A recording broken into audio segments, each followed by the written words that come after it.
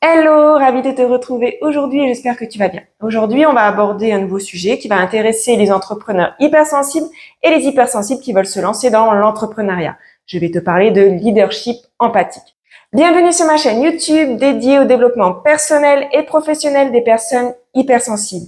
Je me prénomme Christine, je suis coach en motivation, coach en changement de vie, donc coach pour les personnes hypersensibles et je t'accompagne à accueillir ta sensibilité et à dévoiler ton potentiel de sensible. Ose créer la vie qui te correspond, ose devenir libre et sensible. Alors avant de plonger dans des exemples de leadership empathique, prenons un instant pour comprendre ce qui est exactement l'empathie en leadership. L'empathie, c'est la capacité de se mettre à la place des autres, de comprendre leurs émotions, leurs besoins et leurs préoccupations. Un leader empathique écoute, montre de la compassion et se soucie sincèrement du bien-être de son équipe. Un leader empathique sait que des relations solides sont la clé d'une équipe performante. En comprenant les sentiments, en comprenant les motivations des collaborateurs, il peut créer un environnement de confiance où chacun va se sentir écouté et respecté. Par exemple, lorsqu'un membre de son équipe rencontre des difficultés personnelles, un leader empathique va lui offrir son soutien et adapter si nécessaire pour l'aider à surmonter ses obstacles. Pour nous, les hypersensibles, l'empathie, c'est une qualité qui est innée. Nous ressentons les émotions des autres intensément et on est particulièrement sensible à leurs besoins émotionnels. C'est pourquoi le leadership empathique, c'est comme une compétence naturelle pour nous, normale. Elle peut donc devenir un véritable atout dans notre rôle de leader. En tant que leader empathique hypersensible, nous avons cette capacité unique à comprendre ce que ressentent nos collaborateurs. Nous savons à quel point une communication bienveillante et un soutien psychologique sont essentiels.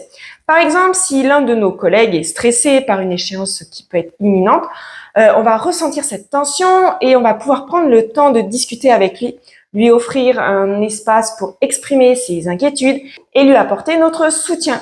Imagine que l'un de tes collaborateurs, Pierre, se sente submergé par ses responsabilités au travail. En tant que leader empathique hypersensible, tu vas être capable de détecter son stress émotionnel et naturellement prendre un moment avec lui pour discuter de ses défis. Grâce à cette conversation qui va être ouverte, bienveillante, tu vas pouvoir découvrir que Pierre a du mal à équilibrer sa vie professionnelle et personnelle. En apprenant ça, tu vas pouvoir montrer ta compréhension, ton empathie envers ses difficultés. Tu vas pouvoir travailler ensuite avec lui pour élaborer des solutions qui vont tenir compte de ses besoins émotionnels, ce qui lui permettra de retrouver un équilibre plus sain et de s'épanouir au travail. Sans ton empathie naturelle, tu pourrais passer à côté de tout ça et Pierre, lui, s'enfoncerait dans ses problèmes et son travail s'en ressentirait. En tant que leader empathique, hypersensible, nous encourageons également la créativité et l'expression authentique au sein de notre équipe. Nous comprenons que chacun a une contribution précieuse à apporter et que la diversité des perspectives est une richesse. En réunion d'équipe, par exemple, en tant que leader empathique hypersensible, tu écouteras chaque personne avec leurs idées sur un projet en cours. Grâce à ton écoute attentive et à ta capacité à créer un espace sûr, les membres de ton équipe vont se sentir généralement plus libres d'exprimer leurs pensées sans crainte d'être jugés. Ça va ouvrir la voie à des idées et à innover dans une équipe et une collaboration qui va être harmonieuse, qui va renforcer aussi la cohésion de ton équipe. Tout ça, ça ouvre la voie à plein d'idées, à l'innovation, une collaboration qui va être harmonieuse. Ça va renforcer aussi la cohésion de l'équipe. Alors l'équipe va être donc plus performante et l'entreprise va s'en ressentir. Pour te donner un autre exemple de cet aspect bénéfique d'être leader empathique hypersensible, par exemple, si tu as des délais qui sont très serrés pour conclure des projets, il peut y avoir des pressions pour atteindre tous ces objectifs, tu vas remarquer, par exemple, que Maxime, un de tes collaborateurs, qui est lui-même hypersensible, il a tendance à être très critique avec lui-même, dès qu'il parvient pas à atteindre les échéances.